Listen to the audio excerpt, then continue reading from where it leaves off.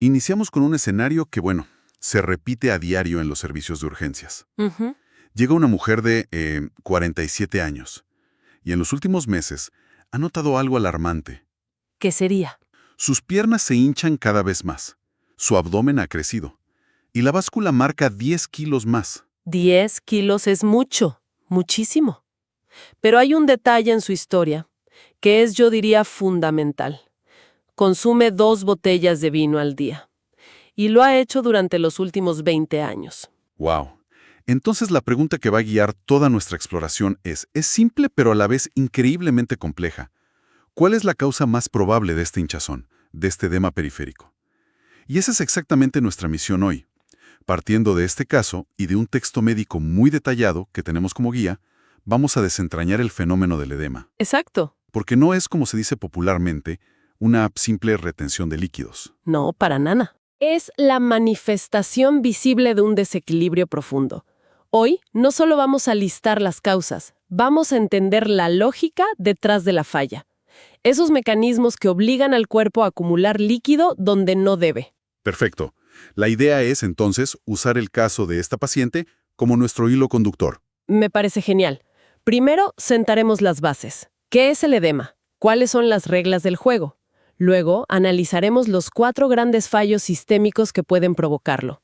Y en cada uno nos preguntamos si aplica a ella. Exacto. Y al final uniremos todas las piezas. Bien, empecemos a desgranar esto. Para empezar por el principio, el texto define el edema como un exceso de líquido en el espacio intersticial. O sea, el espacio que hay entre las células de los tejidos. Correcto.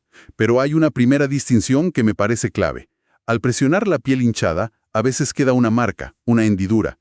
¿Qué nos dice ese simple gesto? Pues nos dice casi todo.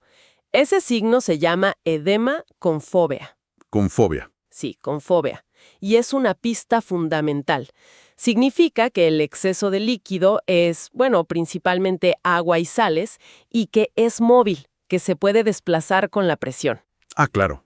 Esto lo diferencia de otros edemas duros, sin fóvea. El texto también menciona el edema dependiente, que se rige por la gravedad, ¿no? En los tobillos si estamos de pie, por ejemplo. Exacto, o en la zona del sacro si estamos acostados. Y en el extremo más grave, la anasarca, que es cuando la hinchazón es masiva en todo el cuerpo. Nuestra paciente con la hinchazón en las piernas tiene un edema dependiente y, por lo que dices, muy probablemente con fobia. Muy probablemente. Entendido. Ahora, para que ese líquido se salga de su sitio, primero hay que entender cómo se mantiene dentro en condiciones normales. El texto habla de un equilibrio de 4 fuerzas, casi como una danza. Es la mejor analogía. Imagina los capilares sanguíneos como una tubería microscópica con paredes semipermeables. ¿Ok? Dentro de esa tubería y fuera, en los tejidos, hay un juego de presiones constante. La primera fuerza es la presión hidrostática. Hidrostática. Sí, es la presión que ejerce la sangre contra la pared del capilar, empujando el líquido hacia afuera, como la presión de agua en una manguera. Vale. La segunda, que se le opone, es la presión oncótica. Esta es una fuerza de succión que generan las proteínas en la sangre, principalmente la albúmina. O sea, ¿como esponjas? Exacto. Son como esponjas que retienen el agua dentro de la tubería. Entonces, una fuerza empuja hacia afuera y otra succiona hacia adentro. ¿Y las otras dos? La tercera es la permeabilidad capilar. Simplemente, ¿qué tan agujereada está la pared de nuestra tubería? Si deja pasar cosas o no. Correcto. Y la cuarta, que es crucial, es el sistema linfático. El sistema de drenaje. El sistema de drenaje, sí. Cualquier exceso de líquido o proteína que se escapa es recogido por los vasos linfáticos y devuelto a la circulación. El edema aparece cuando esta danza se rompe. Y aquí es donde se pone realmente interesante, porque cada fallo nos cuenta una historia distinta. Empecemos por la primera causa, un aumento de la presión hidrostática capilar. O sea, demasiada presión en la manguera. Exacto. La manguera empieza a gotear. La sangre no fluye como debería, se estanca y la presión aumenta. La causa más clásica de esto es la insuficiencia cardíaca. El corazón. Claro, si el corazón no bombea con fuerza, la sangre se acumula hacia atrás, aumenta la presión en las venas y causa edema en ambas piernas. Un momento. Entonces, en el caso de nuestra paciente, ¿Podríamos estar ante un problema de corazón? Suena plausible. Podría ser, y siempre hay que considerarlo. Pero el examen físico nos da una pista clara. El texto menciona que su presión venosa yugular era normal. ¿La vena del cuello? Esa misma. Si tuviera una insuficiencia cardíaca importante, esperaríamos ver esa vena ingurgitada, hinchada. Y no es el caso. Entonces, ¿es menos probable que sea el corazón? Menos probable como causa principal, sí. Pero hay otros culpables. Por ejemplo, la insuficiencia renal. El cuerpo no puede deshacerse del exceso de sal y agua, aumenta el volumen de sangre y, claro, la presión. Y hay causas más locales, ¿no? Como la trombosis venosa profunda que mencionan. Claro, una trombosis, un coágulo en una vena de la pierna, es el ejemplo perfecto de un aumento de presión hidrostática localizado. Bloquea el retorno. Bloquea el retorno y causa un edema agudo, doloroso, y esto es crucial, unilateral, en una sola pierna. Ah, eso es un dato clave. Recuerdo el caso de un paciente, llegó después de un vuelo larguísimo, con una pierna que era el doble que la otra. Roja, caliente, es una imagen que no se olvida. Claro. Y también está la insuficiencia venosa crónica, las famosas várices. Ah, Ahí las válvulas de las venas fallan y la presión aumenta crónicamente en los tobillos. y eso explica un detalle fascinante que menciona la fuente. Esa coloración como marrón en la piel de los tobillos de algunas personas. Exacto, no es solo un cambio de color. La presión constante es tan alta que los glóbulos rojos se fugan de los capilares a la piel. Y allí se degradan y liberan hierro. Ese color ocre es, literalmente, óxido de hierro tiñendo la piel. Es como un tatuaje de óxido interno. Tal cual. Pero volviendo a nuestra paciente, su edema es en ambas piernas y crónico, así que una trombosis aguda es improbable.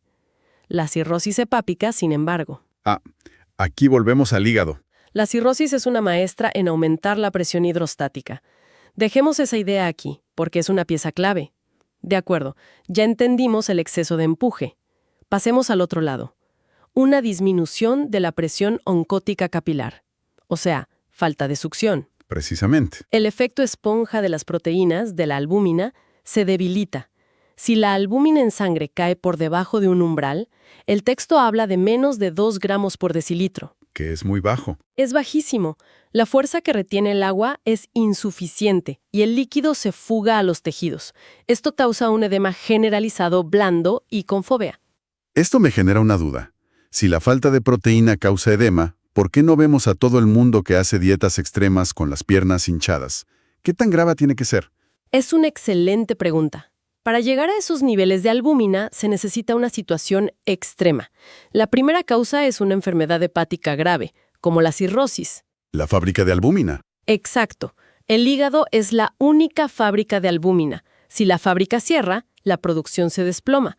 La segunda es una desnutrición proteica severa. El ejemplo clásico es el kwashiorkor en niños. Y la tercera es el síndrome nefrótico.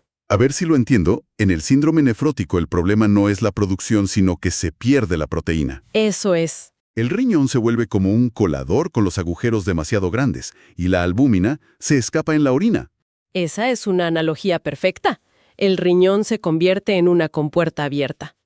Y al perder esas proteínas, la orina puede volverse visiblemente espumosa. Como cerveza, dice el texto. Sí, es algo que un paciente podría notar. Ahora, conectando con nuestra paciente, su historial de alcohol pone a su hígado en el centro de la diana. La posibilidad de que su fábrica de albúmina esté fallando es muy alta. De acuerdo, los 2 primeros mecanismos apuntan fuertemente al hígado, pero exploremos el tercero, que parece más complejo. Un aumento de la presión oncótica, pero intersticial. Aquí, el efecto esponja ocurre fuera de los vasos. ¿Cómo es posible? Esto sucede cuando falla nuestro sistema de drenaje, el sistema linfático. Ah, volvemos al drenaje. ¿Sí? Pequeñas cantidades de proteínas siempre se escapan al tejido.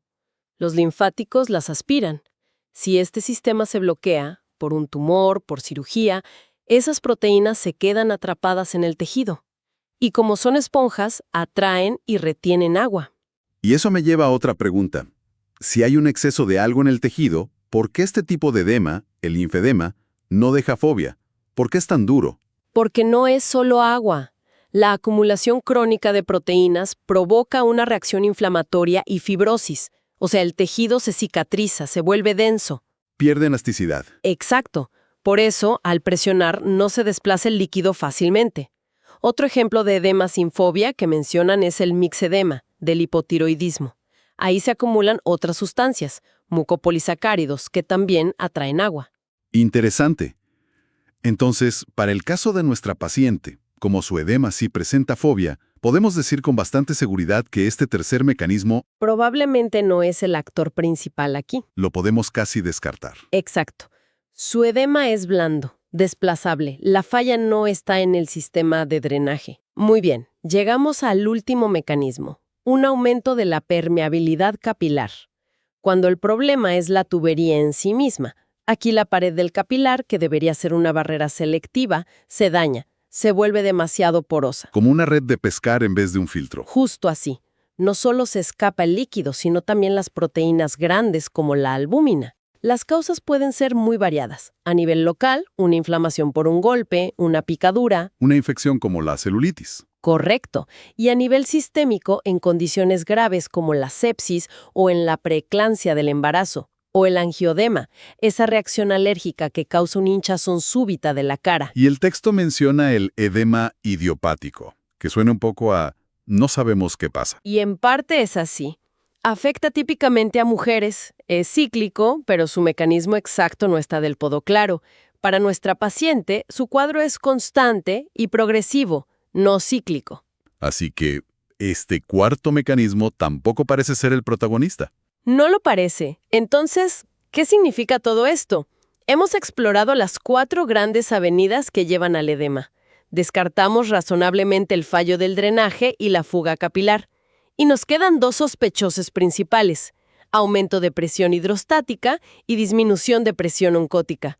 Y lo fascinante es que ambos caminos nos llevan al mismo lugar. Al hígado de la paciente. Exactamente. Y aquí es donde todas las piezas del rompecabezas se encajan de una forma, casi perversa. Su cirrosis, causada por el alcohol, no ataca por un solo flanco. Ataca por 2, simultáneamente. ¿Cómo? Por un lado, el hígado cirrótico, duro, obstruye el flujo de sangre. Eso aumenta brutalmente la presión en el sistema venoso. Es el aumento de la presión hidrostática. Vale, ese es el primer mecanismo. Y al mismo tiempo, ese mismo hígado enfermo es incapaz de producir albúmina. Lo que provoca la disminución de la presión oncótica. El segundo mecanismo. El líquido se escapa por una doble vía. Pero hay más. Y esto es la genialidad trágica de cómo el cuerpo intenta compensar. A ver, el cuerpo percibe erróneamente que le falta volumen de sangre. El cerebro le envía una señal de alarma a los riñones. Estamos deshidratados, retén todo el sodio y el agua que puedas. Y los riñones obedecen. Obedecen, retienen líquido, lo que aumenta aún más el volumen sanguíneo y empeora masivamente la presión hidrostática. El cuerpo, en su intento por salvarse, se inunda a sí mismo. Es una cascada destructiva. Y los otros signos que presentaba, las uñas de Terry, el eritema palmar, los angiomas en araña. Son como las luces de neón que confirman que el epicentro del problema es hepático. Son los estigmas clásicos. Clásicos de una hepatopatía crónica. Las uñas blanquecinas, las palmas rojas, las arañas vasculares, todo grita que el hígado lleva mucho tiempo sufriendo. El caso es un ejemplo del libro. Para resumir entonces, hemos visto que la hinchazón, el edema, es solo la punta del iceberg. Totalmente. Es una señal de que la compleja danza de presiones y fluidos del cuerpo ha perdido el ritmo por completo. En esencia, el sistema se rompe de 4 maneras. 1. Demasiada presión de empuje desde dentro de los vasos. La hidrostática. Poca fuerza de succión para mantener el líquido dentro. La oncótica. Un sistema de drenaje linfático que se ha atascado. O 4. Unas tuberías capilares que tienen fugas. Cada mecanismo cuenta una historia completamente distinta. Y para terminar, una idea para la reflexión. El texto menciona muy de pasada una condición llamada lipedema. Aclara que no es un edema verdadero, no es líquido. Es una deposición anormal de tejido graso, principalmente en las piernas de las mujeres. Y a menudo se confunde. Se confunde con el linfedema.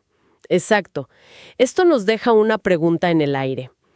¿Cuántas condiciones que se manifiestan como hinchazón podrían estar siendo mal interpretadas si no miramos más allá?